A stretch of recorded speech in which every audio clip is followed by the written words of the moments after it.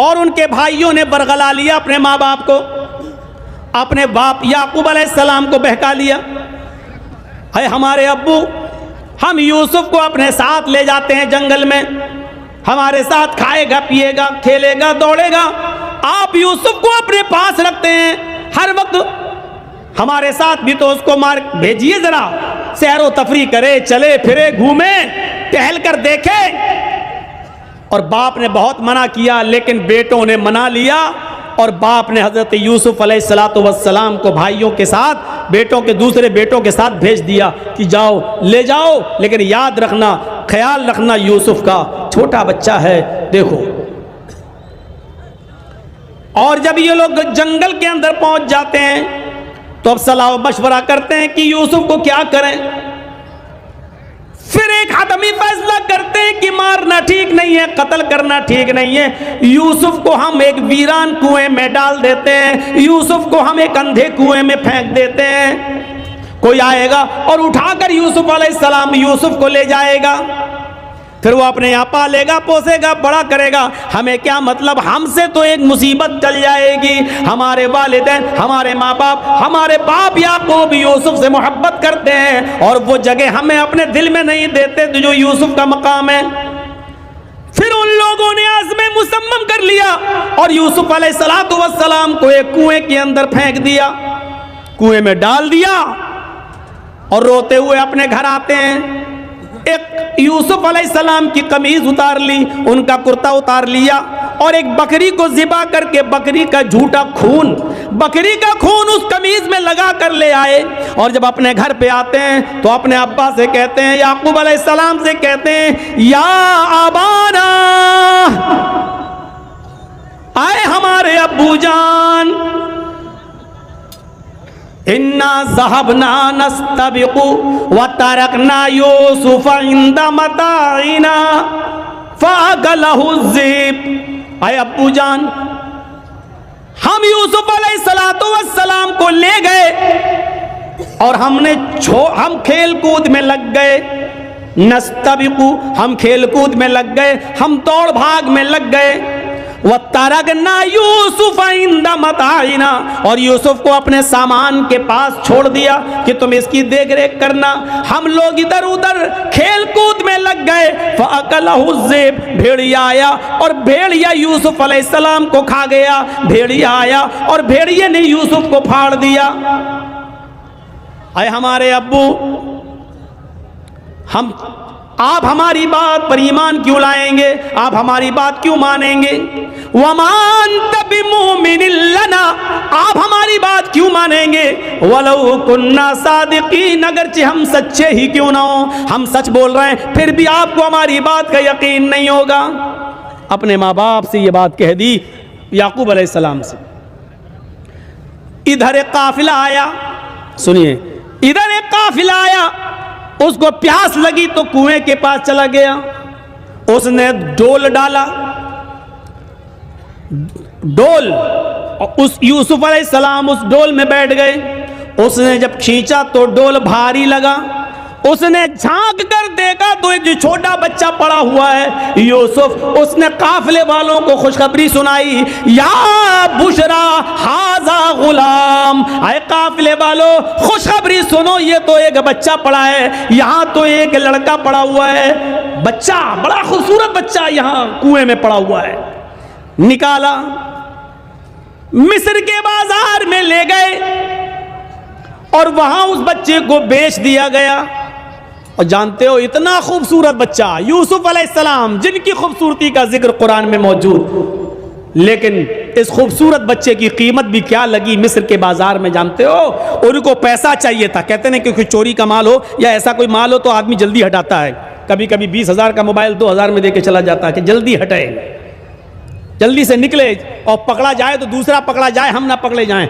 ऐसे उन्होंने देखा कि ये यूसुफ हमें मिले तो जल्दी से इनको हटा दिया जाए, और मिस्र के बाजार में जब बोली लगी तो जानते हो बहुत कम कीमत में उनको बेच दिया गया। वशरऊहु बिसमनिन बख्सिन दराहिम मादूदा, कुरान के अल्फाज देखो मेरे भाइयों, उन लोगों ने चंद सिक्कों में यूसुफ को बेच दिया, चंद टकों में, चंद खोटे सिक्कों में यूसुफ को बेच दिया। लो, यूसुफ अलैहिस्सलाम बादशाह मिस्र के मेहमान बने। धीरे धीरे बादशाह मिस्र के पास पहुंचे। बादशाह मिस्र ने अपनी बीवी से कहा, यह बच्चा है, इसकी देखरेख करो, आगे चलकर हो सकता है कि हम इसको बेटा बना लें। देखो, इसकी खिदमत करो, देखभाल करो। और बादशाह मिस्र के घर में यूसुफ की परवरिश होने लगी। धीरे धीरे बड़े होते गए और एक दिन आया कि यूसुफ अलैहिस्सलातु वस्सलाम अपनी जवानी को पहुंच गए। यहां खूबसूरती अपनी कयामत बर्पा कर रही थी और यहाँ यूसुफ अलैहिस्सलातु वस्सलाम जवान हो गए। और उधर बादशाह मिस्र की बीवी का दिल हचकोले लेने लगा। वो इस गुलाम पर, यूसुफ अलैहिस्सलातु वस्सलाम पर अंदर ही अंदर दिलो जान से फरेफ्ता थी, दिलो जान से कुर्बान थी। धीरे धीरे ये चर्चा मिस्र की औरतों में होने लगा। और मिस्र की औरतें और औरतों में किसी बात का चर्चा बहुत जल्दी होता है। कोई भी बात हो, अगर आपको बहुत जल्दी फैलाना हो तो बस 2-4 औरतों में फैला दो, शाम तक होते होते पूरे गांव में ऑटोमेटिक फैल जाएगी। ये बात मिस्र की औरतों में फैल गई। ओ बादशाह की बीवी, ओहो, अपने गुलाम पे मरती है, अपने गुलाम को दिल दे बैठी है, अपने गुलाम के साथ मुंह काला करना चाह रही है, अपने गुलाम के साथ ये हरकत करती है। बादशाह मिस्र की बीवी के चर्चे जब मिस्र की औरतों में होने लगे तो उस औरत ने, यानी बादशाह की बीवी ने सारी औरतों को दावत दे दी। गौर कीजिए, सारी औरतों को दावत दे दी, सबके सामने फल रख दिए, सबको छुरियां दे दी। और जब वो फलों को काटने लगी तो उस औरत ने, बादशाह मिस्र की बीवी ने यूसुफ अलैहिस्सलाम से कहा, आए यूसुफ, इन औरतों के सामने से गुजर जाओ। यूसुफ अलैहिस्सलाम उन औरतों के सामने से गुजर रहे हैं। अपनी मालिकन की बात मानना पड़ेगी। यूसुफ अलैहिस्सलाम अपने मालिक की बीवी की बात मानते हुए उन औरतों के सामने से गुजर रहे हैं। जब उन औरतों के सामने से गुजरे तो उन औरतों ने जब यूसुफ अलैहिस्सलातु वस्सलाम को देखा, यूसुफ अलैहिस्सलाम को देखा, कुरान कहता है वो फल काट रही थी, बजाय फल काटने की वो कत्ताना ऐदियहुन्ना, उन्होंने अपनी अपनी उंगलियां काट डाली, उन्होंने अपने अपने उंगलियों पर छुरियां चला ली, अपनी अपनी उंगलियों को काट डाला। और जब यूसुफ पर नजर पड़ी तो चीख पड़ी, मा हाज़ा बशरुन इन हाज़ा इल्ला मलकुन करीम, ये कोई इंसान नहीं है। मा हाज़ा बशर, ये कोई इंसान नहीं है। इन हाज़ा इल्ला मलकुन करीम, नहीं, ये तो एक मुअज़्ज़ज़ और मुकर्रम फरिश्ता नजर आता है, ये कोई इंसान लगता ही नहीं है। देखो कितना खूबसूरत है, कितना हसीन और जमील है, ये कोई इंसान नहीं, ये तो कोई बुजुर्ग फरिश्ता नजर आ रहा है। मतलब समझ रहे हैं? अभी सिर्फ बादशाह की बीवी फरेफ्ता थी यूसुफ पर, अब मिस्र की सारी औरतों ने दिल दे बैठा यूसुफ। हर औरत चाहने लगी कि यूसुफ हमारे हो जाएं, यूसुफ हमारे हो जाएं। एक फितना खड़ा हो गया। अब बादशाह की बीवी ने कहा, देखा, देख लिया तुमने, अब बताओ इसमें मेरी क्या गलती है? इसको मैंने बहुत बहकाया, अपनी तरफ माइल किया, लेकिन ये बचा रहा।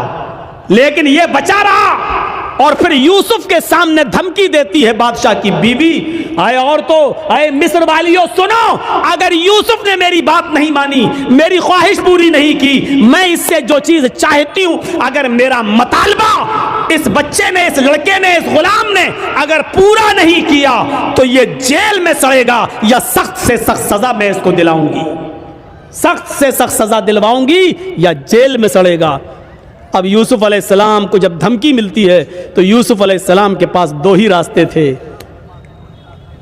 एक रास्ता तो ये था मुसीबत का, इस औरत की बात ना माने और जेल में चले जाएं, यह मुसीबत का रास्ता था। मैंने कहा ना, मोमिन के लिए अगर एक तरफ मुसीबत का रास्ता हो और एक तरफ गुनाह का रास्ता हो मासियत का, तो मोमिन मुसीबत का रास्ता अख्तियार कर लेता है लेकिन गुनाह का रास्ता अख्तियार नहीं करता। यूसुफ अलैहिस्सलाम के सामने दो रास्ते थे। या बादशाह मिस्र की बीवी ने कहा कि अगर इसने मेरी बात नहीं मानी तो इसको सख्त से सख्त सजा, जेल के अंदर सड़ेगा। यूसुफ अलैहिस्सलाम के पास दो ही रास्ते थे। एक रास्ता यह था कि बादशाह की बीवी की बात मान लें और जो वो कह रही है उसकी मर्जी को पूरा कर दें। अगर ऐसा कर लेते, बादशाह की बीवी की बात मान लेते तो पांचों उंगली घी में थी। बादशाह की बीवी उनको बचाती भी, बादशाह की बीवी उनका ख्याल भी रखती, बादशाह की बीवी उनको तन्हाई का मौका भी देती, बादशाह की बीवी उनकी इज्जत और तकरीम भी करती, बादशाह की बीवी उनको अच्छी तरीके से उनकी हिफाजत भी करती, सब कुछ करती और जो वो चाहते वो उनको मिलता रहता। लेकिन ये रास्ता गुनाह का रास्ता था, ये रास्ता मासियत का रास्ता था। अब दूसरा रास्ता यूसुफ अलैहिस्सलाम के सामने ये था कि मैं इस गलत रास्ते पर नहीं चलूंगा। तो वो औरत कह रही है मैं जेल में डलवा दूंगी, मैं सख्त से सख्त सजा दिलवाऊंगी।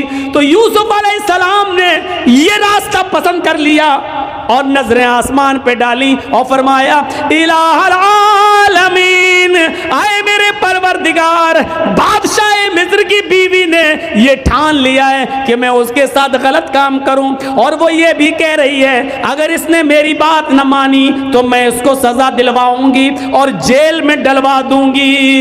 रब्बि सिजनु अहब्बु इलैया मिम्मा यदऊननी इलैहि, आए मेरे परवरदिगार, आए मेरे अल्लाह, आए मेरे रब, मुझे जेल में जाना ज्यादा पसंद है। रब्बि सिजनु अहब्बु इलैया मिम्मा यदऊननी इलैहि, आए अल्लाह मुझे जेल ज्यादा महबूब है, मुझे जेल में जाना ज्यादा पसंद है बनिस्बत उसके जिस बुरे काम की तरफ ये औरतें मुझे बुला रही हैं और बादशाह मिस्र की बीवी मुझे चाह रही है। इस काम के करने से बेहतर और ज्यादा अच्छा मेरे लिए यह है कि मैं जेल में चला जाऊं। वइल्ला तसरिफ अन्नी कैदहुन्ना अस्बु इलैहिन्ना, ऐ हमारे परवरदिगार, ऐ हमारे रब, अगर तूने मुझे इनकी चालों से न बचाया, ऐ अल्लाह अगर तूने मुझे इनकी चालों से मेरी हिफाजत न की। ये औरत की चालें कितनी खतरनाक होती हैं। आपको अपने घर में प्यार और मोहब्बत के जाल में फंसा कर बुला भी लेंगी और आपको फंसवा भी देंगी, आपको फंसवा भी देंगी। तो इसीलिए यूसुफ अलैहिस्सलाम क्या कह रहे हैं, व इल्ला तसरिफ अन्नी कैदहुन्ना, अल्लाह मुझे जेल जाना ज्यादा महबूब है, ज्यादा पसंद है बनिस्बत उसके जिस बुरे काम की तरफ ये मुझे बुला रही हैं। आय अल्लाह अगर तूने मुझे इनकी चालों से महफूज न किया, अगर तूने मुझे इनकी चालों से न बचाया, अस्बु इलैहिन्ना, तो मैं भी इनकी तरफ झुक जाऊंगा, मैं भी इनकी तरफ माइल हो जाऊंगा, मैं भी इनके साथ गलत काम कर बैठूंगा। वाकुम मिनल जाहिलीन, और मैं जाहिलों में नादानों में से हो जाऊंगा। अय अल्लाह मैं जाहिलों और नादानों में से हो जाऊंगा। इसलिए अल्लाह मुझे इनके शर्र फितन से और इनकी चालों से तू मेरी हिफाजत फरमा। इस वाक़े की रोशनी में जो कुरान की आयत से मैंने साबित किया है, क्या पता चलता है मेरे भाइयों कि मोमिन वो होता है कि जिसके सामने एक तरफ मुसीबत का रास्ता हो और एक तरफ गुनाह का रास्ता हो, तो वो मुसीबत को उठाना और परेशानी को मोल लेना ये ज्यादा बेहतर समझता है, लेकिन गुनाह को अख्तियार नहीं करता है। ये मोमिन की निशानी है। हमारे और आपके पास ये निशानियां हैं। क्या हम मोमिन हैं? क्या हम ऐसा करते हैं? इसलिए याद रखिए मेरे साथियों, हमें हमारी फितरत में जिंदगी होनी चाहिए, हमारी फितरत में जिंदगी होनी चाहिए। अगर फितरत में जिंदगी हो तो एक बात भी लग जाती है, और अगर फितरत में जिंदगी ना हो तो पूरी जिंदगी किसी को दावत व तबलीग करते रहो, समझाते रहो, बताते रहो, चीखते रहो, उसके सामने गला फाड़ते रहो, कोई फर्क नहीं पड़ता। वो आदमी जैसा था वैसा ही रहेगा। शायद आपको मालूम होगा और मुझे याद नहीं कि मैंने कभी सुनाया है या नहीं सुनाया। एक आदमी बेचारा रिक्शा चलाता था, कड़ी धूप में मेहनत करता था और अपने बच्चों के लिए कुछ कमा कर बेचारा शाम तक मजदूरी करके लाता था और उसी से घर में गुजर बसर चलती थी। एक दिन ये रिक्शे वाला मेहनत और मजदूरी करके जब थका हुआ घर पे पहुंचा, अपनी बीवी से बोला कि मुझे खाना पेश करो, बहुत तेज भूख लग रही है, मैं मेहनत तो मजदूरी करने वाला आदमी हूं। उसकी बीवी ने अरहर की दाल उसके सामने रख दी, जो फ्राई नहीं थी, बगैर बघारी हुई दाल थी, जिसमें तड़कड़ का नहीं लगा हुआ था। ऐसी बिला भिगारी हुई दाल उसके सामने पेश कर दी। इस आदमी ने नाक और मुंह चढ़ाया और कहा कि मेरी बीवी, कम से कम कुछ तो ख्याल करो अपने शौहर का।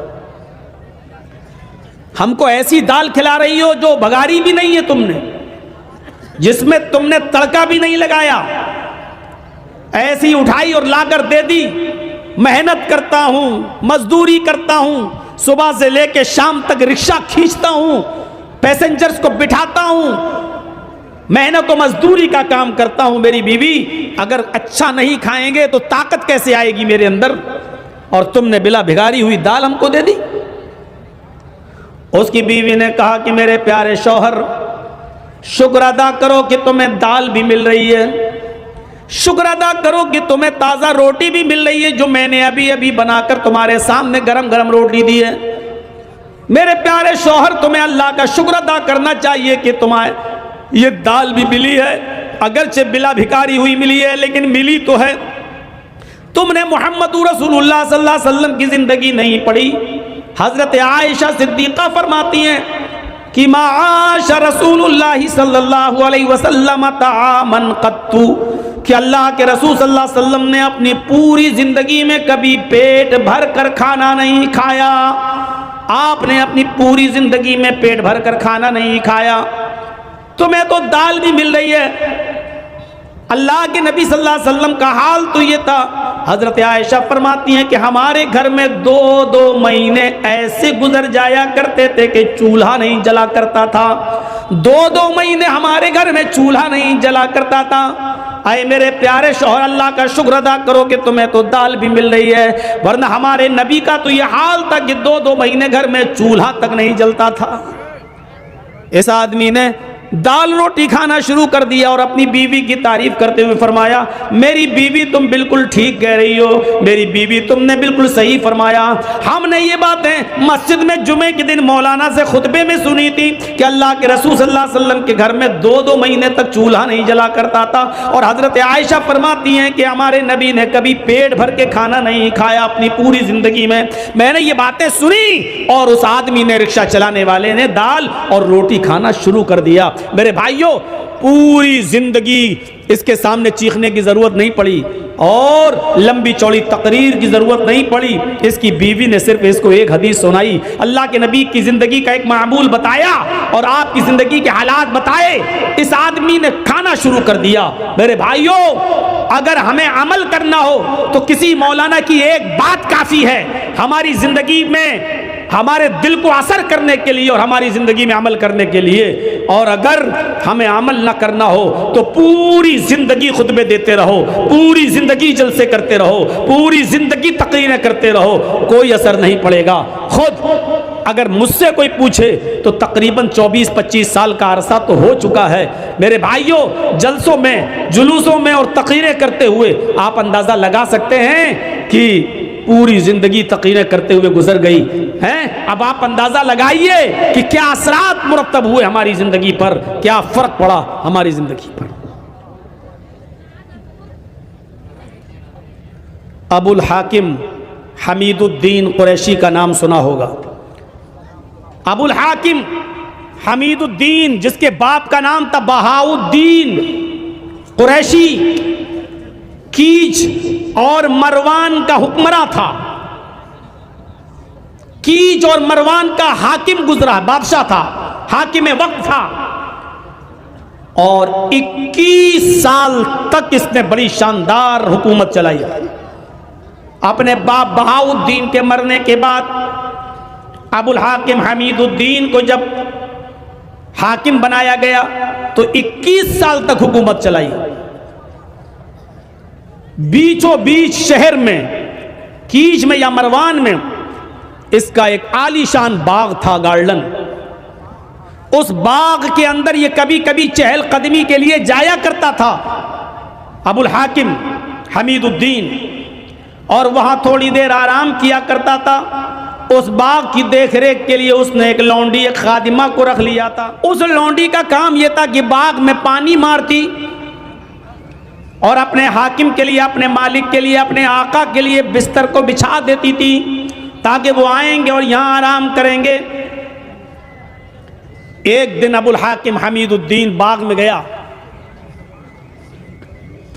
उसने देखा कि जिस बिस्तर पर मैं आराम करता हूं उस बिस्तर पर लौंडी सो रही है, मेरी खादिमा सो रही है। भाई उसने देखा, लौंडी जो थी, उसकी खादिमा जो थी, उसने सोचा कि हम रोजाना इसका बिस्तर बिछाते हैं, नरम गरम बिस्तर, फूल भी उस पर डालते हैं। देखें इस नरम गरम बिस्तर पर थोड़ी देर लेट कर देखते हैं इन अमीरों का बिस्तर कैसा होता है, हाकिम वक्त का बिस्तर कैसा होता है, देखें उस पर लेटने में कैसा महसूस होता है। इस अबुल हाकिम ने हमीदुद्दीन के बिस्तर पर ये थोड़ी देर के लिए लेट गई, ये सोचकर कि देखें बिस्तर कैसा होता है। जैसी वो लेटी और उसको नींद आ गई। अबुल हाकिम हमीदुद्दीन के बिस्तर पर जब ये लौंडी लेटती है तो उसको नींद आ गई, और जैसी नींद आई हमीदुद्दीन वहां पहुंच जाता है। उसने देखा कि मेरे बिस्तर पर ये लौंडी लेटी हुई है। उसने चाबुक उठाया, उसने कोड़ा निकाला और उसने एक कोड़ा अपनी लौंडी को मार दिया। कोड़ा चमड़े का होता था, लकड़ी में, डंडे में, लाठी में चमड़े का चमड़ा लगा रहता था, और चमड़े का एक कोड़ा बड़ी तेज लगता है। उसने उसकी पीठ पर मारा। उस लौंडी ने उस चमड़े के कोड़े की तकलीफ महसूस की और उठ जाती है। उड़ती और सीधे अपने कपड़ों को समेटती है और सीधे खड़ी हो जाती है और कहती है, सॉरी, मुझे माफ़ कर दीजिए, मैं इस बिस्तर पर सोना नहीं चाहती थी, मैं तो सिर्फ लेट कर देखना चाहती थी कि देखें इस बिस्तर पर कैसा लगता है। जिस बिस्तर पे आप रोज़ाना आराम करते हैं, मैं ये देखना चाहती थी कि इस बिस्तर पर लेटने में कैसा महसूस होता है। मैं जैसे ही लेटी मुझे नींद आ गई, मुझे माफ़ कर दो। अबुल हाकिम ने कहा, हमीदुद्दीन ने, नहीं, सज़ा मिलेगी। तेरी हिम्मत कैसे हुई इस बिस्तर पर लेटने की? अपने आका के, अपने मालिक के बिस्तर पर एक मामूली और 2 कौड़ी की लड़की, तू लेटेगी इस पर? उसने उस लड़की को, उस लौंडी को खड़ा कर दिया। एक कोड़ा तो मार चुका था उसने, एक एक करके 9 कोड़े और मारे। दूसरा कोड़ा मारा, उस लौंडी की खाल छिल गई। तीसरा कोड़ा मारा, खाल और फट गई। चौथा कोड़ा मारा, पूरी चमड़ी लाल पड़ गई। 5वां कोड़ा मारा, खून गिरने लगा। 6ठा और 7वां कोड़ा भी मारा, खून के कतरे अब जमीन के ऊपर गिरने लगे और उस लौंडी के कपड़े लाल होने लगे। लेकिन उस लौंडी ने हिम्मत बांध ली। ये एक एक कोड़ा मारता जाता और वो मुस्कुराती जाती। इसने एक और कोड़ा मारा, वो और तेज मुस्कुराई। इसने एक और कोड़ा मारा तो वो और तेज मुस्कुराई। जब ये 10 कोड़े मार चुका तो कहने लगा, लौंडी, मैं तुझे सजा देने के लिए मार रहा हूं, तुझे तकलीफ देने के लिए तुझ पर चोट कर रहा हूं और कोड़े पे कोड़ा बरसा रहा हूं और तू है हंस रही है। क्या बात है, तुझे तकलीफ नहीं हो रही है? उस लौंडी ने जवाब दिया, उस लौंडी ने जवाब दिया कि मुझे तकलीफ तो बहुत हो रही है, हर कोड़े की तकलीफ मुझे हो रही है, हर कोड़े की तकलीफ मुझे हो रही है, लेकिन मैं मुस्कुरा रही हूं। अबुल हाकिम हमीदुद्दीन ने पूछा, तुम क्यों मुस्कुरा रही हो? उसने कहा, मैं इसलिए मुस्कुरा रही हूं कि कुछ सोच रही हूं। हमीदुद्दीन ने पूछा, क्या सोच रही है? मैं तकलीफ देने के लिए मार रहा हूं और तू मुस्कुरा रही है और कह रही है तकलीफ हो रही है, फिर भी मुस्कुरा रही है। कहां? देख, ये खून के कतरे देख, ये जमीन पर टपकने वाला लहू देख, मेरी पीठ जो छिल चुकी है, खाल फट गई, देख। तकलीफ नहीं हो रही तो ये सब कैसे हुआ? लेकिन इसके बावजूद मैं कुछ और सोच के हंस रही हूं। अबुल हाकिम हमीदुद्दीन ने पूछा, वही तो मैं सुनना चाहता हूं, क्या सोच के हंस रही है? उसने कहा, मैं ये सोचकर हंस रही हूं कि थोड़ी देर तेरे बिस्तर पर लेट गई तो तेरी अदालत में मुझे ये सजा मिली, थोड़ी देर में तेरे बिस्तर पर सो गई, थोड़ी देर मैंने आराम कर लिया तो तेरी अदालत में मुझे ये सजा मिली। मैं तेरे बारे में सोच रही हूं कि तू तो पूरी जिंदगी ऐशो आराम में रहा है, तू तो पूरी जिंदगी आराम से सोता है, तुझे तो कभी तकलीफ ही नहीं होती। जब थोड़ी देर सोने में तेरी अदालत में ये तकलीफ है, जब थोड़ी देर आराम करने की और आराम से सोने की तेरी अदालत में ये सजा है, तो अल्लाह की अदालत में उस आदमी की सजा क्या होगी जो पूरी जिंदगी ऐशो आराम में सोता है, जिसको कभी कोई तकलीफ नहीं पहुंचती, उसकी सजा अल्लाह की अदालत में क्या होगी। मैं तेरे बारे में सोच रही हूं कि अल्लाह की अदालत में तेरी सजा क्या होगी।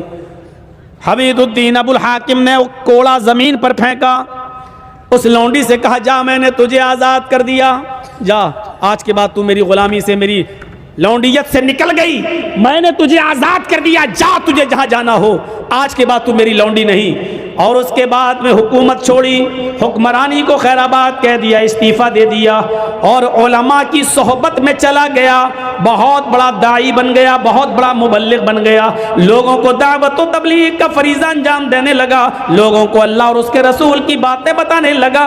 और अबुल हाकिम हमीदुद्दीन का इंतकाल जब हुआ तो वो गुमनामी की मौत मरा। आज तक पता नहीं चला कि अबुल हाकिम को, हमीदुद्दीन को दफन कहाँ किया गया। फिर उसने शोहरत छोड़ दी, नाम के लिए जीना छोड़ दिया और दावत व तबलीग का फरीज़ा अंजाम देना शुरू कर दिया और पूरी जिंदगी फिर गुमनामी की जिंदगी जिया।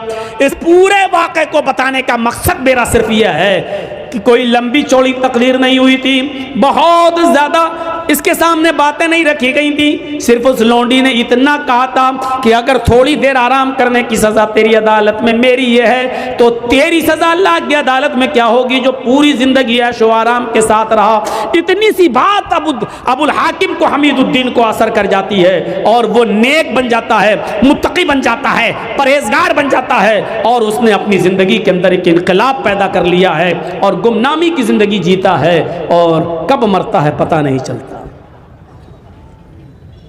फितरत में जिंदगी हो तो एक जुमला काफी है और फितरत में जिंदगी ना हो तो पूरी जिंदगी चीखते रहो, चिल्लाते रहो। बताया ना कल बताया था ना अबू तालिब का वाकया। अल्लाह के रसूल पूरी जिंदगी कहते रहे चचा कलमा पढ़ लो और आखिरी वक्त भी कहा कुल या अम्मी ला इलाहा इल्लल्लाह फी उज़ुनी, आए मेरे चचा मेरे कान में कह दो ला इलाहा इल्लल्लाह। लेकिन अबू तालिब को कलमा नसीब नहीं हुआ, फितरत में जिंदगी नहीं थी, बगैर कलमे के दुनिया से रुखसत हो गया और जहन्नम का मुस्तहिक हो गया। मेरे प्यारे साथियों तसव्वुर करो, फितरत में जिंदगी हो तो एक जुमला काफी होता है, एक लफ्ज काफी होता है और पूरी जिंदगी के दिल में बिठाने के लिए और पूरी जिंदगी के अमल करने के लिए। आज हम कहां हैं? हमारे पास कहां है नेकियां? है कोई मुहासिबा करता अपनी नेकियों का?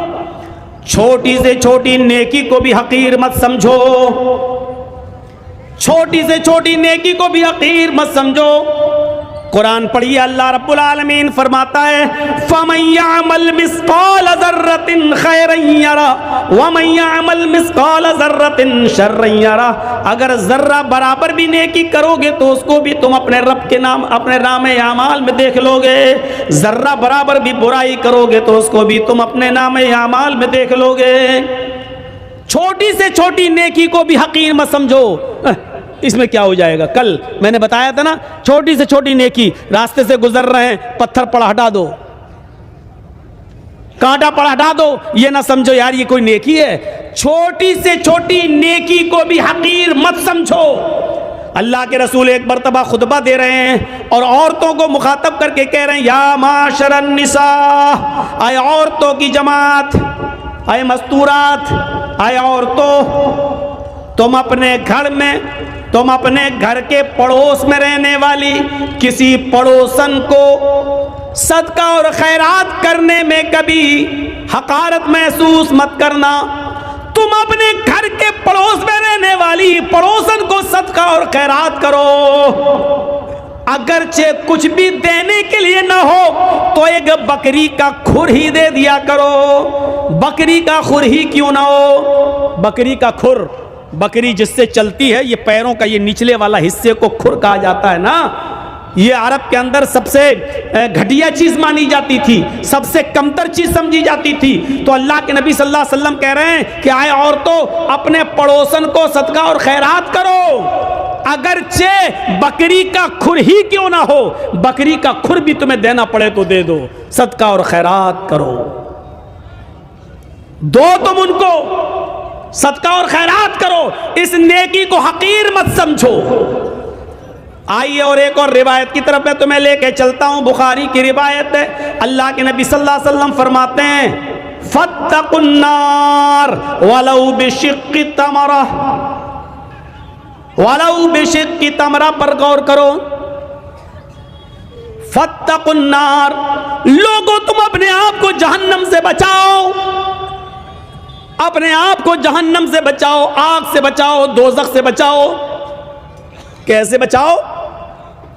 वलौ बिशिक्की तमरा, अगरचे तुम्हें खजूर का टुकड़ा ही देना पड़े, उसको भी अल्लाह के राह में सदका और खैरात करो।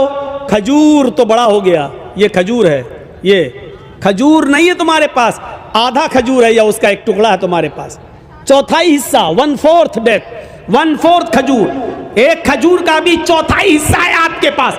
अल्लाह के नबी कह रहे हैं कि अगर वो भी तुम्हारे घर पे रखा है, फाजिल है, तो वलौ बिशिक्की तमरा, तो वो भी किसी न किसी गरीब को या गरीब के बच्चे को दे दो, खिला दो उसको, अपने आप को जहन्नम से बचाओ।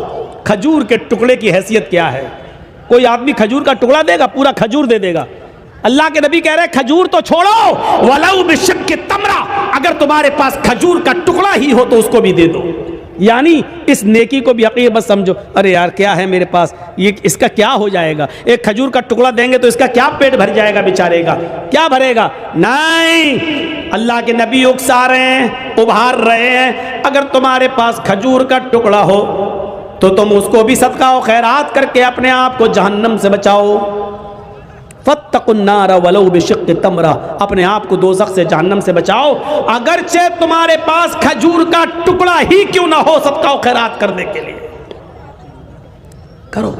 वो हदीस याद है ना, आयशा फरमाती है कि मेरे पास एक मांगने वाली आई, जातनी साइला, मेरे पास मांगने वाली आई, वमाहा सबियान, उसके साथ 2 छोटे छोटे बच्चे थे, मांगने लगी, मेरे पास एक खजूर थी, मैंने वो खजूर लाकर उस औरत को दे दिया, उस खजूर ने उसके 2 टुकड़े कर दिए, एक टुकड़ा इस बच्चे को दे दिया, एक टुकड़ा इस बच्चे को दे दिया, एक टुकड़ा इस बच्चे को दे दिया, एक टुकड़ा इस बच्चे को दे दिया, और अपना खुद नहीं खाया। उन दोनों बच्चों ने आधी आधी खजूर खा ली और चली गई वो औरत अपने बच्चे को लेकर, बच्चों को। अल्लाह के नबी सल्लल्लाहु अलैहि वसल्लम जब घर में आए तो हजरत आयशा ने पूरा मंजर बयान फरमाया, तो अल्लाह के नबी सल्लल्लाहु अलैहि वसल्लम ने फरमाया, वजबत अलैहिल जन्ना, आयशा जो औरत अपने बच्चों के खाने पीने की आजमाइश में मुब्तला कर दी गई, जो अपने बच्चों की परवरिश में आजमाई गई और उस आजमाइश में पूरी उतरती है, उस औरत के ऊपर जन्नत वाजिब है। यानी उस औरत ने खुद भूखा रहकर अपने बच्चों को आधी आधी खजूर दे दी, अपने बच्चों को टुकड़े दे दिए खजूर के,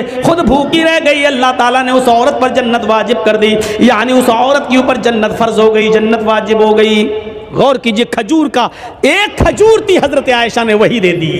अब आप कहोगे एक खजूर में क्या होता है, ना औरत का पेट भरा ना बच्चों का, लेकिन हजरत आयशा ने एक खजूर थी वही दे दी। मुस्लिम शरीफ की हदीस में 3 खजूरों का जिक्र है, एक खजूर उस औरत, 3 खजूर हजरत आयशा ने उस औरत को दे दी, उस औरत ने एक खजूर इस बच्चे को दे दी, एक खजूर इस बच्चे को दे दी, और एक खजूर अपने खाने के लिए रख ली, बच्चों ने अपनी अपनी खजूरें खा ली। और माँ जब खजूर खाने लगी तो बच्चे अपनी माँ के खजूर पर झपट पड़े, माँ को रहम आ गया, माँ ने देखा कि बेटों ने, मेरे बच्चों ने अपनी अपनी खजूरें खा ली, लेकिन अभी भूखे, तो माँ ने अपनी खजूर नहीं खाई, बल्कि उस खजूर के 2 टुकड़े करके आधी इसको दे दी, आधी इसको दे दी, और उन बच्चों ने ये आधी आधी खजूर भी खा ली और माँ ने खुद कुछ नहीं खाया। जब हजरत आयशा ने ये मंजर अल्लाह के नबी को बताया तो अल्लाह के नबी की आंखों में आंसू आ गए और रोते हुए फरमाया, वजबत अलैहिल जन्ना, इस औरत ने अपने ऊपर जन्नत वाजिब कर ली। किसी भी नेकी को हकीर मत समझो, छोटी से छोटी नेकी को भी हकीर मत समझो। हजरत अबू बकर सिद्दीक के दौरे खिलाफत में कहत पड़ गया, कहत मतलब सूखा, लोगों के पास खाने पीने के लिए अनाज नहीं है, गल्ला नहीं है, सूखा पड़ गया। अबू बकर का जमाना है, हजरत उस्मान गनी रज़ी अल्लाह ताला अन्हु के पास मुल्क शाम से गल्ला लदा हुआ, ऊंट आए थे जिस पर गल्ला लदा हुआ था। और ऊंट कितने थे? 1000 ऊंट। 100 नहीं, 10-20 नहीं, 100-200 नहीं, 1000 ऊंट था जिस पर अनाज लदा हुआ था, गल्ला लदा हुआ था। जब मदीने के ताजिरों को पता चला कि अब उस्मान गनी के पास 1000 ऊंट है गल्ले से लदे हुए, तो उनके पास आए और कहने लगे, आए उस्मान, क्या इन गल्ले को बेचोगे? हजरत उस्मान ने कहा, मुझे प्रॉफिट क्या दोगे, नफा क्या दोगे? फरमाया, आपके 10 रुपए का माल हम 12 रुपए में लेने के लिए तैयार हैं। 10 दिरहम का माल 12 दिरहम में लेने के लिए तैयार हैं। हजरत उस्मान ने फरमाया, फिर छोड़ो, मुझे इससे भी ज्यादा प्रॉफिट मिल रही है। कहा कि अच्छा 13 ले लो, आपका हर 10 दिरहम के माल पर 13 दिरहम हमसे ले लो, हम उसको बेचेंगे जितना चाहेंगे। कहत पड़ा हुआ है, सूखा पड़ा हुआ है, हमारा माल तो बिकी जाएगा। आप 10 के दिरहम पर 13 दिरहम ले लो। हजरत उस्मान कहते हैं, मुझे इससे भी ज्यादा मिल रहा है। और लास्ट में बोली लगती है, आए उस्मान, हम 10 का माल 15 दिरहम में लेने के लिए तैयार हैं। हजरत उस्मान कहते, रहने दो, 10 दिरहम पर तुम 15 दिरहम दोगे, लेकिन मुझे इससे भी ज्यादा प्रॉफिट मिल रही है। तब तमाम लोग उठ गए, जितने भी बिजनेसमैन थे वो उठ गए और कहने लगे, उस्मान, अगर इससे ज्यादा तुम्हें मिल रहा है तो उसी को दे दो, हम लोग चल रहे हैं, हम लोग जा रहे हैं। जब वो जाने लगे जितने बिजनेसमैन थे, तो पलट कर कहने लगे, उस्मान, हम जा तो रहे हैं, हमें अब नहीं चाहिए। 10 का माल हम 15 में लेने के लिए तैयार हैं, इससे ज्यादा हम नहीं दे सकते। और आप कह रहे हैं इससे भी ज्यादा हमें मिल रहा है। मदीने के सारे बिजनेसमैन यहां मौजूद हैं, मेरी नजर में अब कोई बाकी नहीं है। जो जितना बड़ा बिजनेसमैन है वो यहां मौजूद है और हम सब लोग यहां हैं। फिर मुझे इतना तो बता दो कि 10 से का माल 15 में लेने के लिए हम लोग तैयार हैं, इससे ज्यादा तुम्हें कौन दे रहा है? सारे बिजनेसमैन तो यहां मौजूद हैं, फिर तुम्हें 10 का माल 15 से ज्यादा लेने में कौन तैयार है तुम्हारा? हजरत उस्मान मुस्कुराते हुए जवाब देते हैं कि अल्लाह, मेरा अल्लाह मुझे इससे भी ज्यादा प्रॉफिट दे रहा है। तो मेरे 10 दिरहम के माल को 15 में खरीदोगे और मेरा अल्लाह 1 दिरहम का माल 10 दिरहम में ले रहा है। तुम 10 का 15 दोगे और मेरा रब 10 का 100 दे रहा है, 1 का 10 दे रहा है। तुम 10 दिरहम का माल 15 दिरहम में ले रहे हो और मेरा रब 10 दिरहम का माल 100 दिरहम में ले रहा है। यानी हम ये सारा का सारा माल 1000 गल्ले से लदे हुए उन ऊंटों पर, जो माल लदा हुआ, गल्ला लदा हुआ इन ऊंटों पर, हम ये सारा का सारा सदका करेंगे, खैरात करेंगे, अल्लाह की राह में खर्च कर देंगे, गरीबों और मिस्कीनों तक पहुंचाएंगे। और मेरा रब 1 दिरहम का माल का सवाब मुझे 10 गुना देगा, 10 गुना देगा। यानी 10 दिरहम का सवाब हमें 100 दिरहम के बराबर देगा। 1000 गल्ले से लदे हुए ऊंटों के सदके का सवाब 10 गुना बढ़ाकर, आप गौर करो, 1000 का 10 गुना बढ़ा दो तो 10,000 गल्ले से लदे हुए ऊंटों का सदका करने का सवाब हमें मिलेगा। इसलिए आप जाइए, हमें आपको माल नहीं बेचना है। मैंने कहा छोटी से छोटी नेकी को भी हकीर मत समझो। देखो हजरत उस्मान गनी को 10 का 15 मिल रहा था, लेकिन इसके बावजूद गरीबों में और मिस्कीनों में सारा का सारा माल लुटा दिया, खर्च कर दिया, फी सबीलिल्लाह दे दिया।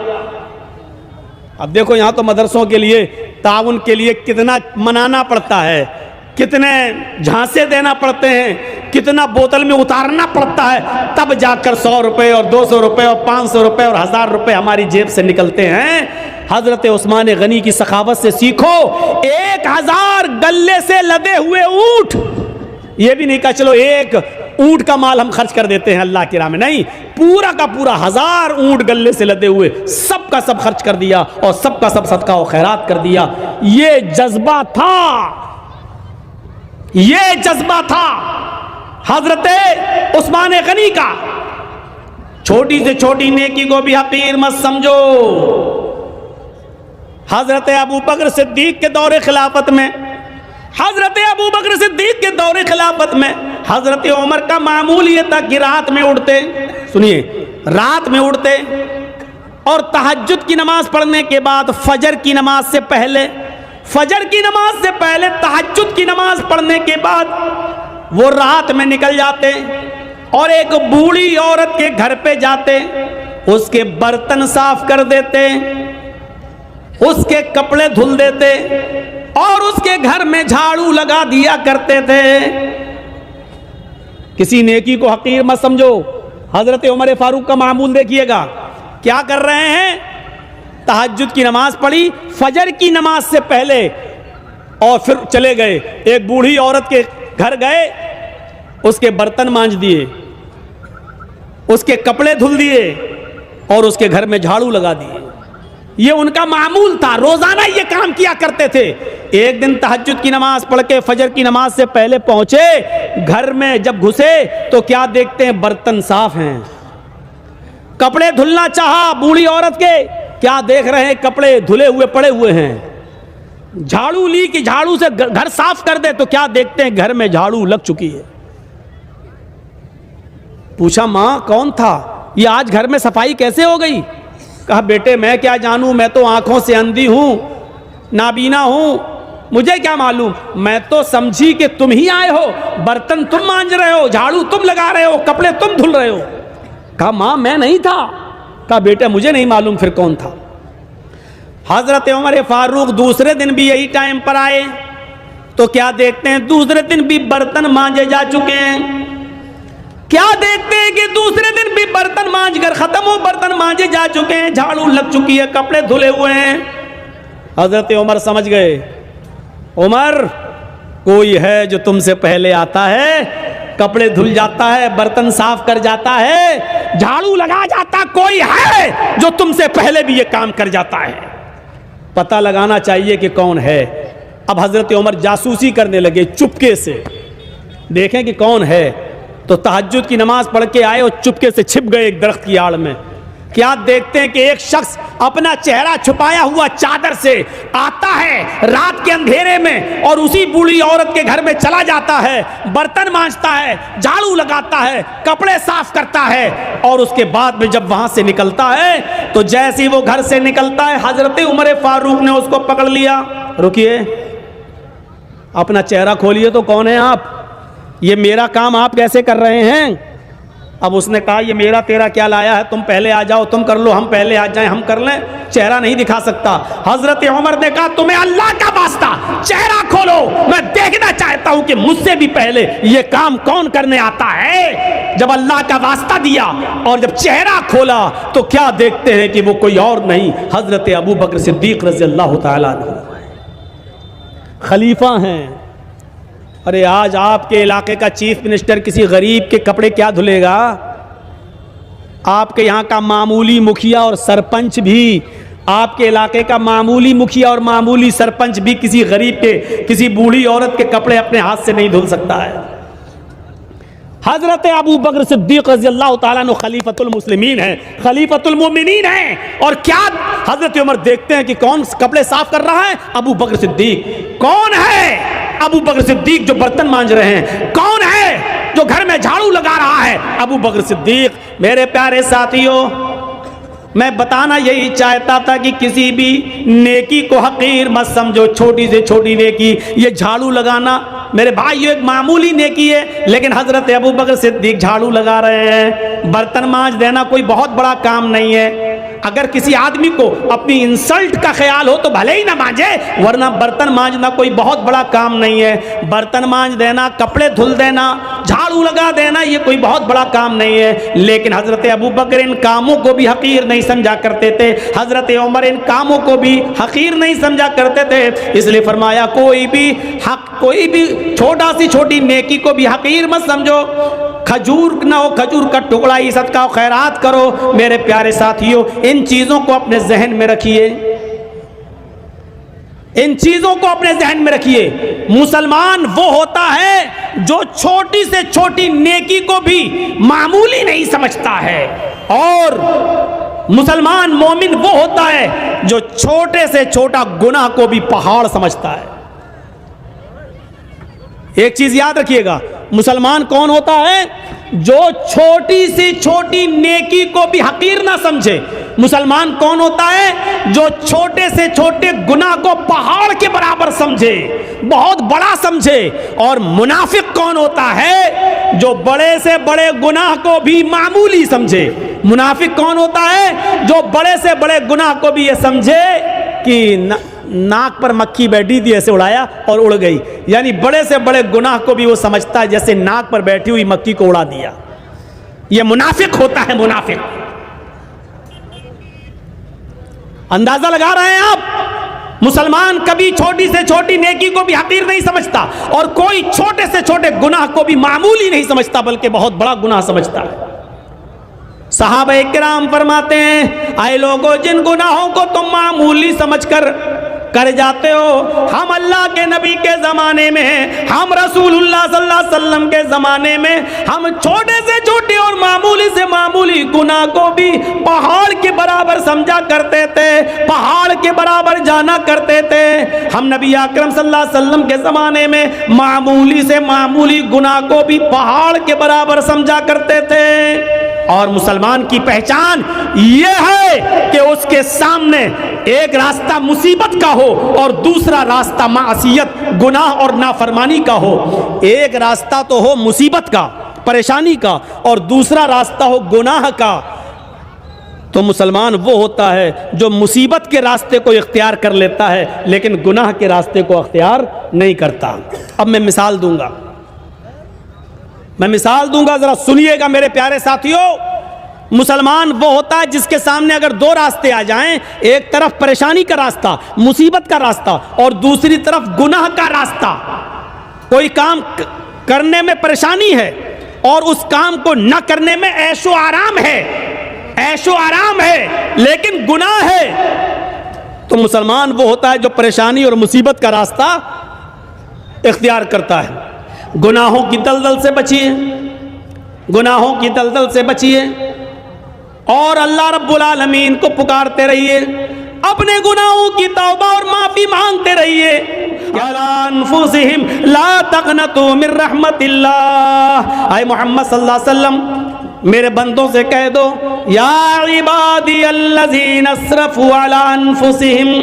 आए अल्लाह के बंदो, अगर तुमने गुनाह कर करके, अगर तुमने जुल्म कर करके, अगर तुमने अय्यारियों मक्कारियां कर करके गुनाह कर डाले और जमीन और आसमान भी भर लिए, अपनी जानों पर तुमने जुल्म किया, अपनी जानों पर तुमने जुल्म किया है और तुम हद से आगे बढ़ चुके हो, ला तक़नतू मिन रहमतिल्लाह। कह दो, आए अल्लाह के बंदो, अल्लाह की रहमत से ना उम्मीद मत हो जाओ, अल्लाह की रहमत से ना उम्मीद मत हो। अल्लाह रब्बुल आलमीन तुम्हारे गुनाहों को अब भी माफ कर देगा, बशर्त ये कि तुम सच्चे दिल से तौबा करो, इस्तिग़फ़ार करो।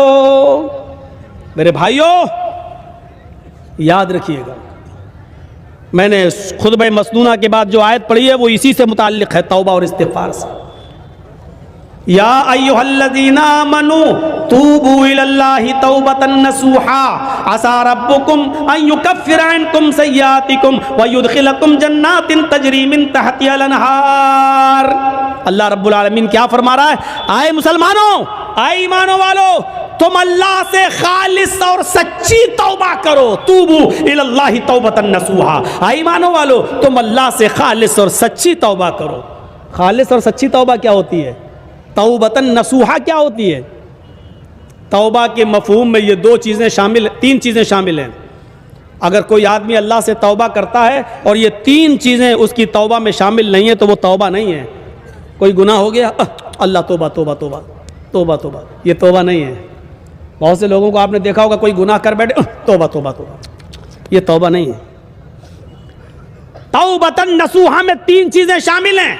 पहली चीज यह है कि अगर हमसे कोई गुनाह हो रहा है या हो गया तो हमें उस पर नदामत हो, उफ, ये हम क्या कर बैठे। पहली चीज, कोई गलती हमसे हो जाए, कोई गुनाह जब हो जाए तो उस पर पहली चीज क्या? नादिम होना, शर्मिंदा होना, ओह ये हमसे क्या हो गया, अल्लाह ये हमसे क्या हो गया, पहली चीज।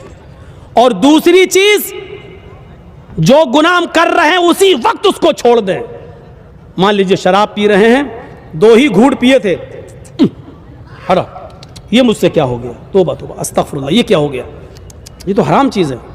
पहली चीज़ शर्मिंदगी, और दूसरी अब ना पिए फौरन छोड़ दें, दूर कर दें, तर्क गुनाह फौरन उसी वक्त। और तीसरी चीज़ इसमें क्या शामिल है, आय अल्लाह बहुत बड़ा जुर्म हो गया, आय अल्लाह मैं वादा करता हूं कि आइंदा कभी शराब को हाथ नहीं लगाऊंगा, आइंदा कभी मैं इस गुनाह को नहीं करूंगा। ये तीन चीज़ें समझ लिया ना। पहली चीज़ शर्मिंदगी हो, अल्लाह ये मुझसे क्या हो गया। दूसरी चीज़ उस गलती को, उस गुनाह को फौरन छोड़ दो, अगर कर रहे हो तो उसी वक्त तर्क कर दो, अब ना करो, उसी वक्त छोड़ दो। और तीसरी चीज, आइंदा मुस्तकबिल में, फ्यूचर में फिर कभी वो गलती ना करने का आज़्म और इरादा भी पक्का हो कि अब आइंदा हम ये गुनाह नहीं करेंगे। ये तीन चीजें जब तक हमारी तौबा में शामिल नहीं होंगी, मेरे प्यारे साथियों, हमारी तौबा नहीं होगी। तौबतन, तौबा तो है लेकिन तौबतन नसूहा नहीं है। अल्लाह ने फरमाया, या अय्युहल्लज़ीना आमनू तूबू इलल्लाहि तौबतन नसूहा, आई ईमानो वालो तुम अल्लाह से तौबा करो सच्ची और खालिस। जब तुम सच्ची और खालिस तौबा करोगे तो आसा रब्बुकुम अन युकफ्फिर अन्कुम सय्यातिकुम, तो अल्लाह तुम्हारे गुनाहों को मिटा देगा। आसा रब्बुकुम अन युकफ्फिर अन्कुम सय्यातिकुम, तो अल्लाह तुम्हारे गुनाहों को मिटा देगा। व युदखिलकुम जन्नातिन तजरी मिन तहतिहा अल-अनहार, जब तुम खालिस अल्लाह से सच्ची तौबा करोगे तो अल्लाह तुम्हें ऐसी जन्नतों में दाखिल कर देगा जिसके नीचे नहरें बह रही होंगी, जिसके नीचे नहरें जारी होंगी। तौबा कौन करता है? मुसलमान। तौबा कौन करता है? मोमिन। क्योंकि अल्लाह तबारक व तआला ने इंसान को दोनों सलाहियतें देकर भेजा है। आज मैं तुम्हें एक ऐसी चीज बतला रहा हूं, इसको अगर समझ लिया तो बहुत कुछ समझ लोगे। अल्लाह ने इंसान को दोनों सलाहियतें देकर भेजा है। अल्लाह ने इंसान को अच्छे काम करने की सलाहियत भी दी है और अल्लाह ने इंसान को बुरे काम करने की सलाहियत भी दी है। इंसान को अच्छे काम करने की ताकत भी दी है और बुरे काम करने की भी ताकत दी है। अल्लाह ने इंसान को नेकियां करने की भी सलाहियत दी है और गुनाह की भी सलाहियत दी है। हाँ, और गुनाह करने की सलाहियत दी है तो गुनाहों से बचने की भी सलाहियत दी है।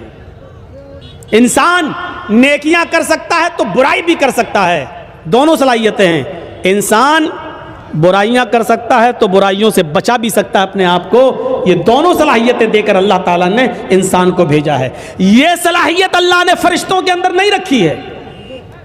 अल्लाह ने फरिश्तों को सिर्फ नेकियां करने की सलाहियत दी है, गुनाह करने की सलाहियत फरिश्तों के पास नहीं है। किसी फरिश्ते से कहो जुआ खेल के दिखाओ तो कोई फरिश्ता जुआ नहीं खेल सकता। किसी फरिश्ते को कभी आपने सुना है कि उसने शराब पी?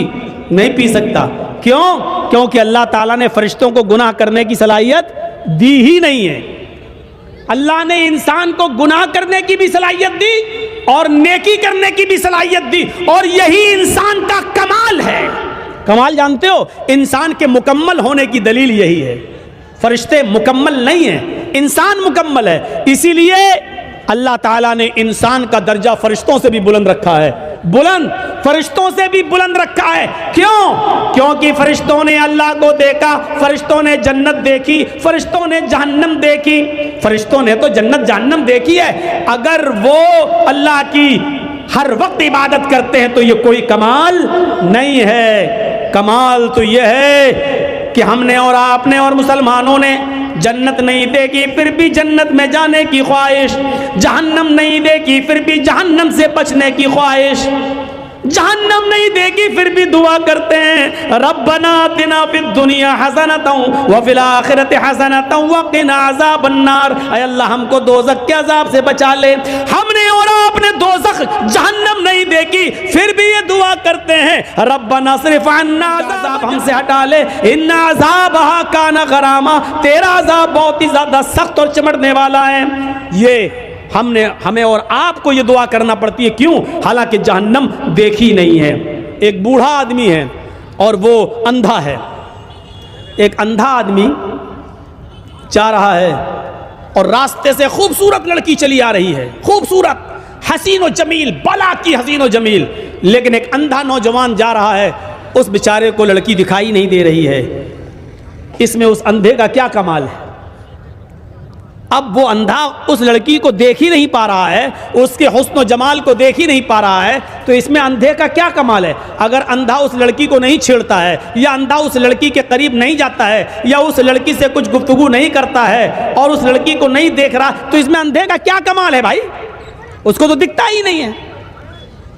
कमाल तो उस नौजवान का है जो पूरी तरीके से जवान हो चुका है और सामने से खूबसूरत लड़की आ रही है, बला की हसीना है, इसकी नजरें उठी, लेकिन इसने अपने निगाहों को नीचा कर लिया, फौरन निगाह को झुका लिया, बावजूद इसके कि आंखें थी, बावजूद इसके कि उस लड़की को देख सकता था, बावजूद इसके कि ये उस लड़की से बातें करने पर कादिर था, ताकत थी इसके पास सब कुछ, लेकिन इसके बावजूद इसने अपने आप को बचाया और नजरें नीची कर ली। यह है इंसान का कमाल कि ताकत होने के बावजूद देखने की नहीं देख रहा है। यह है कि उस लड़की के पास जा सकता था लेकिन नहीं जा रहा है, ताकत होने के बावजूद उस अपने आप को बचा रहा है। यह है कमाल मेरे भाइयों। इसीलिए मैदान महशर में कयामत के दिन जो लोग अर्श इलाही के साए में होंगे, जो लोग कयामत के दिन जिनको अर्श इलाही का साया नसीब होगा, उन लोगों में एक शख्स वो भी होगा, इन लोगों में एक शख्स वो भी होगा मेरे भाइयों, जिसको दुनिया में किसी खूबसूरत लड़की ने बुलाया, रजुलुन तलबत हुमरातु ज़ात मनसबिन व जमाल फ़क़ाल इन्नी अख़ाफ़ुल्लाह, जिसको खूबसूरत लड़की ने गुनाह करने की दावत दी कि आओ, उसके पास वक्त भी है, उसके पास पैसा भी है, उसके पास टाइम भी है, उसको कोई लड़की हसीन और जमील दावत नज़ारा भी दे रही है, उसको गलत काम के लिए बुला भी रही है और उसको सारे मौके भी फराम कर रही है। इसके पास भी मौका, उसके पास भी मौका, इसके पास भी टाइम ही टाइम, उसके पास भी टाइम ही टाइम।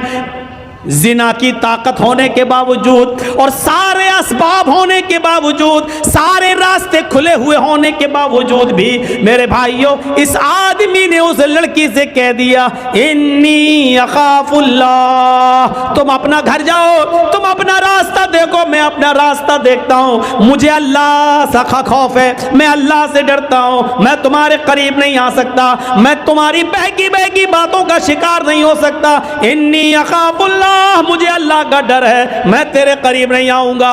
जिसने अल्लाह का खौफ दिखाया और उस लड़की को धक्का दे दिया, नहीं मुझे तुमसे दूरी अख्तियार करना, मौका होने के बावजूद, लड़की की परमिशन होने के बावजूद, लड़की की इजाजत होने के बावजूद इसने उसको हटाया और अल्लाह से डरते हुए अपने आप को बचा लिया। यह है कमाल। ऐसा इंसान कयामत के दिन अर्श इलाही के साए में होगा, जब कयामत के दिन और कोई दूसरा साया नहीं होगा। मेरे भाइयों, फ़अल्हमहा फ़ुजूरहा व तक़वाहा, हमने इंसान को दोनों सलाहियतें देकर भेजा है। इंसान को गुनाह की ताकत भी दी है और नेकियों की ताकत भी दी है। इंसान नेकी का काम भी कर सकता है और गुनाह का काम भी कर सकता है, लेकिन कमाल तो यह है कि गुनाह करने पर ताकत होने के बावजूद गुनाह न करे।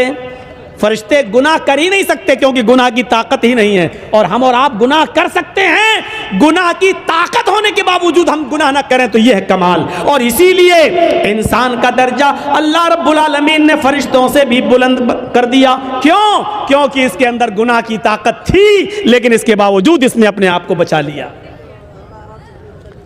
ये किरामन का, ये फरिश्ते जो हैं किरामन कातिबीन जो हमारे कांधों पर रहते हैं, मजाल है कभी किसी लड़की के साथ जिना कर लें, अल्लाह ने ये ताकत दी नहीं है उनको। कब्र में फरिश्ते आते हैं हिसाब किताब के लिए, मुनकर नकीर, मजाल है कि कोई फरिश्ता किसी औरत के साथ जिना कर ले, नहीं। क्यों? अल्लाह ने ताकत ही नहीं दी जिना की। जिना की ताकत इंसान के पास है और ताकत होने के बावजूद अपने आप को जिना से बचा ले, यह है फरिश्तों से भी बड़ा काम, यह है बड़ा दिल गुर्दे का काम। और जिसने इस काम को अब कर लिया, अंजाम दे लिया, ताकत होने के बावजूद अपने आप को बचा लिया, मेरे भाइयों, इसका मकाम और मर्तबा फरिश्तों से बुलंद है, फरिश्तों से बुलंद। वयुदखिलकुम जन्नातिन तजरी मिन तहतिहा अल-अनहार, अल्लाह ऐसी जन्नतों में तुम्हें दाखिल करेगा जिसके नीचे नहरें बह रही हो।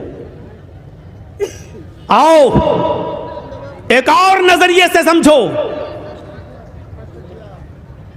जिसके अंदर गुनाह करने की सलाहियत नहीं थी, यानी फरिश्ते, जिस मखलूक में गुनाह करने की सलाहियत नहीं थी, अल्लाह ने उसको ज़मीन का खलीफा भी नहीं बनाया, और जिन लोगों में गुनाह करने की सलाहियत थी अल्लाह ने उनको खलीफतुल अर्ज़ बना दिया। यानी इंसान को, आदम को खलीफतुल अर्ज़, ज़मीन का खलीफा बनाया। क्यों? और देखिए गुनाह करने की प्रैक्टिस कैसे डाली गई। गुनाह एक खता कराई गई हज़रत आदम अलैहिस्सलाम से। आज हमारी बात को थोड़ा सा दूसरे हिसाब से सुनिएगा। आदम अलैहिस्सलाम का पहले पुतला बनाया, फिर उसमें रूह डाली, फिर उनको जन्नत में दाखिल किया, फिर उनकी पिछली से हव्वा को बनाया और हव्वा को भी उनके साथ जन्नत में दाखिल कर दिया और कहा कुलू वशरबू, खूब खाओ पियो हैं जन्नत के अंदर। और एक ऑर्डर दे दिया अल्लाह ने कि फला तक़रबा हाज़िहि शजरा, आए आदम और आए हव्वा तुम दोनों इस दरख्त के पास मत जाना, बस इस दरख्त के करीब मत जाना। आए आदम और हव्वा तुम दोनों इस दरख्त के करीब मत जाना। बस देखिए, अल्लाह को तो मालूम ही था कि आदम और हव्वा उस दरख्त के करीब जाएंगे। अल्लाह ने तो पहला इंतजाम ही कर लिया था। दुनिया रचाना थी, दुनिया बसाना थी, इसलिए अल्लाह के इल्म में पहले ही था। इसलिए अल्लाह रब्बुल आलमीन ने डायरेक्ट आदम से गुनाह नहीं कराया, बल्कि शैतान को भेजा। शैतान ने उन्हें बहकाया और आदम और हव्वा दोनों को दरख्त के करीब ले गया। हव्वा के कहने पर कि खा लो, ये तो हमारा हमदर्द है। शैतान नहीं, ये तो हमारा हमदर्द है, और उसके बहकाने में आकर आदम और हव्वा दोनों ने वो फल खा लिया। बस यही खता हजरत आदम और हव्वा से हुई नहीं, बल्कि कराई गई। गलती उनसे कराई गई और अल्लाह को पहले मालूम था। जैसे आदम और हव्वा दोनों ने उस दरख्त के फल को खाया, जन्नती लिबास उनके जिस्म से उतर गया।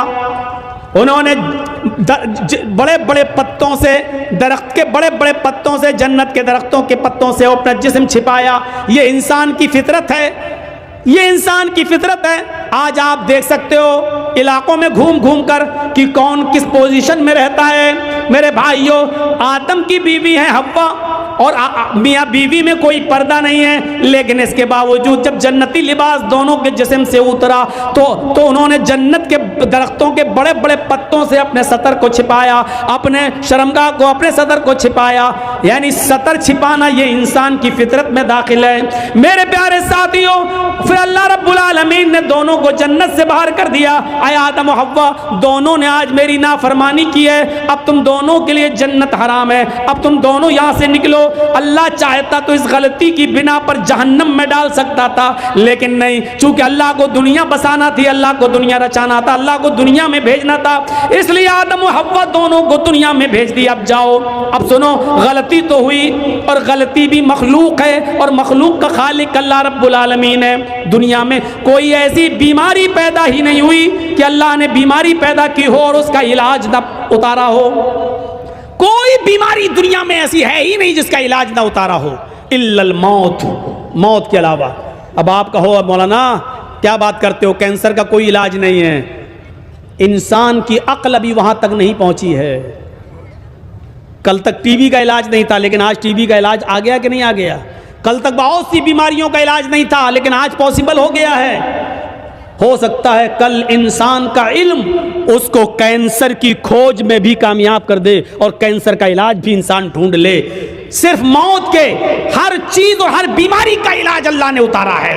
तो मेरे भाइयों, अगर अल्लाह ने बीमारी उतारी तो अल्लाह ने उसका इलाज भी उतारा है। इसी तरीके से अगर अल्लाह ने खता और गलती को पैदा किया है, अल्लाह ने गुनाह को अगर पैदा किया है, तो गुनाह का इलाज भी तौबा और इस्तिग़फ़ार की। वइल्लम तग़फ़िर लना व तरहमना लनकूनन्न मिनल ख़ासिरीन। हज़रत यूनुस अलैहिस्सलातु वस्सलाम से अल्लाह ने फरमाया, तुम्हें जाना नहीं है, तुम्हें अपनी बस्ती में रहकर दावत व तबलीग करना है। यूनुस नहीं माने, अल्लाह की मर्जी के बगैर, अल्लाह के हुक्म के बगैर चल दिए। एक खता की, एक गलती की, अल्लाह ने उनको समंदर में कश्ती में उसे पलटवा दिया, मछली ने उनको निगल लिया।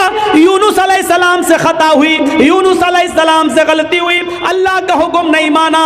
अब इस गलती के इकरार भी गलती कर रहे हैं और इस गलती का इलाज तौबा की शक्ल में, इस्तिग़फ़ार की शक्ल में कर रहे हैं। ला इलाहा इल्ला अंत सुब्हानका इन्नी कुन्तु मिनज़ ज़ालिमीन। अगर गलती है, गुनाह अल्लाह ने पैदा किया है तो उसका इलाज भी पैदा किया है, और उसका इलाज क्या है? तौबा और इस्तिग़फ़ार। हजरत आदम से गलती हुई, जन्नत से निकाले जवाब। इधर अल्लाह रब्बुल आलमीन शैतान को भी भगा रहा है, रामदे दरगाह कर रहा है। आए शैतान, आए इब्लीस, हमने कहा था आदम को सजदा कर, फसजदू इल्ला इब्लीस। सारे फरिश्तों ने आदम को सजदा किया सिवाय इब्लीस के। अबा, इनकार कर दिया, वस्तकबरा और तकब्बुर में आ गया। अरे इब्लीस के सामने नहीं झुका। अरे मैंने आदम को सजदा नहीं किया तो तू मुझे निकाल रहा है, जबकि मैं तुझे सजदा करता था। रूए ज़मीन पर, पूरी कायनात पर 4 उंगली के बराबर भी कोई जगह ऐसी खाली नहीं जहां शैतान ने अल्लाह को सजदा न किया हो। इतना सजदा करता था वो अल्लाह को, इतनी इबादत करता था अल्लाह की, लेकिन एक बात नहीं मानी, आदम को सजदा करो, नहीं किया उसने। अरे हम तो कितनी नाफरमानी करते हैं अल्लाह की, और इतनी इबादतें भी नहीं हमारी। हम अपना अंजाम सोचें, अपने बारे में जरा गौर करें। शैतान ने तो चप्पे चप्पे पर सजदा किया था, 4 उंगली के बराबर भी कोई जगह ऐसी नहीं जहां शैतान ने सजदा ना किया हो, हर जगह सजदा। लेकिन अल्लाह ने कहा आदम को सजदा करो, नहीं मानी उसकी बात। नहीं अल्लाह, मैं मिट्टी से, आग से, और वो मिट्टी से, आग मिट्टी के सामने झुकेगी? अल्लाह ने कहा निकलो। और जब निकाला गया तो क्या कहा उसने चैलेंज देते हुए? कसम है मुझे अपने तकब्बुर की, आए अल्लाह इलाहुल आलमीन, आदम की वजह से तू मुझे निकाल रहा है ना, आदम की वजह से तू मुझे निकाल रहा है ना। मैं आखिरी सांस तक तेरे बंदे आदम और आदम की औलाद से गुनाह के काम कराता रहूंगा, दुनिया में भी मैं उनसे गुनाह के काम कराता रहूंगा। हम तेरे बंदे आदम से और आदम की औलाद से आखिरी सांस तक उनसे गलत काम कराता रहूंगा, और उनको गुनाहों की दलदल में डालकर आखिरी सांस तक उनसे गुनाह के काम कराकर उनको आखिरी दम तक उनसे गुनाह कराता रहूंगा, और उसी गुनाह पर उनको वो मौत आएगी और अपने साथ लेकर हम उनको जहन्नम में जाएंगे। आए अल्लाह, कसम है मुझे अपने तकब्बुर की कि मैं तेरे बंदे आदम और आदम की औलाद से आखिरी सांस तक गुनाह कराता रहूंगा और उनको कयामत के दिन अपने साथ जहन्नम में ले जाऊंगा। तो उधर अल्लाह ने उसके चैलेंज को कबूल करते हुए तुर्की ब तुर्की जवाब दिया, ऐ इब्लीस, जा तू मेरे बंदे को आखिरी वक्त तक बहका, जा तू आदम की औलाद से आखिरी वक्त तक गुनाह के काम करा, जा, मैं तुझे इजाजत देता हूं, आखिरी वक्त तक तू मेरे बंदों को बहकाता रहे और उनसे गुनाह के काम कराता रहे, और तू उनको अपने साथ जहन्नम में ले जाता रहे। जा, मुझे तेरा ये चैलेंज कबूल है, लेकिन कसम है मुझे भी अपने इज्जत व जलाल की, मैं भी अपने बंदे के आखिरी वक्त तक की तौबा को कबूल करता रहूंगा। मैं अपने बंदे के आखिरी वक्त तक के गुनाह को माफ कर दूंगा अगर उसने सच्ची और खालिस तौबा की, यानी तौबतन नसूहा। अगर मेरे बंदे ने खालिस और सच्ची तौबा की तो मैं अपने बंदे की उस तौबा को कबूल करके और आखिरी वक्त तक के गुनाह को माफ करके अपने बंदों को जन्नत में दाखिल करता रहूंगा। तू आखिरी सांस तक गुनाह कराता रहेगा, मैं आखिरी सांस तक अपने बंदे की तौबा को कबूल करता रहूंगा। तू आखिरी सांस तक जहन्नम में ले जाने की कोशिश में रहेगा, मैं आखिरी सांस तक अपने बंदे को बख्श कर जन्नत में दाखिल करने की करता रहूंगा। मेरे भाइयों, तुर्की ब तुर्की जवाब। इसलिए तौबा और इस्तिग़फ़ार करो। क्या लगता है आपको इतना सा जुमला कहने में? गुनाह अल्लाह ने उतारा है तो उसका इलाज तौबा और इस्तिग़फ़ार भी उतारा है। कोई गुनाह हो जाए फौरन कहो अस्तग़फ़िरुल्लाह रब्बी मिन कुल्लि ज़ंबिन व अतूबु इलैहि, और उड़ते बैठते चलते फिरते ये जुमला पढ़ते रहो। कितना सा जुमला है यार, अस्तग़फ़िरुल्लाह रब्बी मिन कुल्लि ज़ंबिन व अतूबु इलैहि। उड़ते फिरते चलते फिरते खाते पीते जुमले पढ़ते रहो।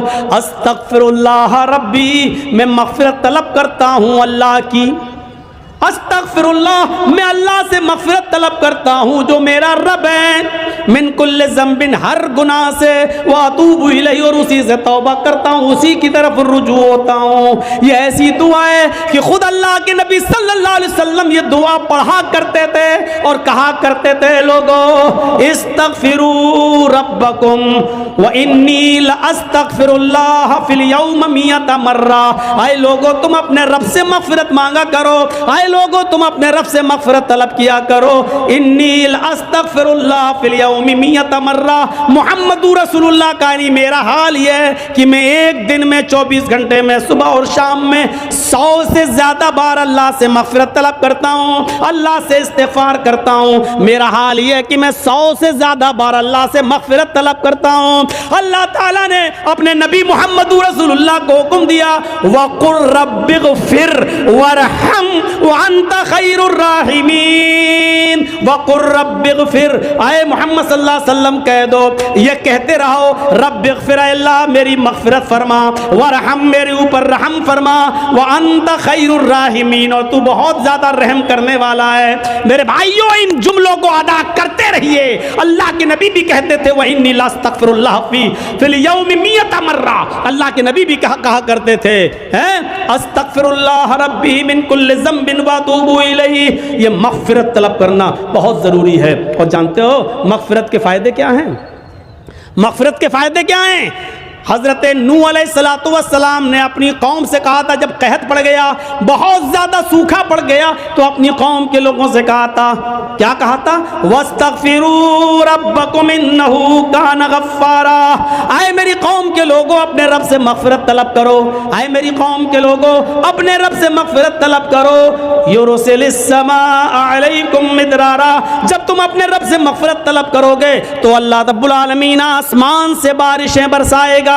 ये जो कहत पड़ गया है, जो सूखा पड़ गया है, अल्लाह रब्बुल आलमीन आसमान से तुम्हारे ऊपर बारिशें बरसाएगा अगर तुम मग़फ़िरत तलब करोगे, इस्तिग़फ़ार करोगे तो।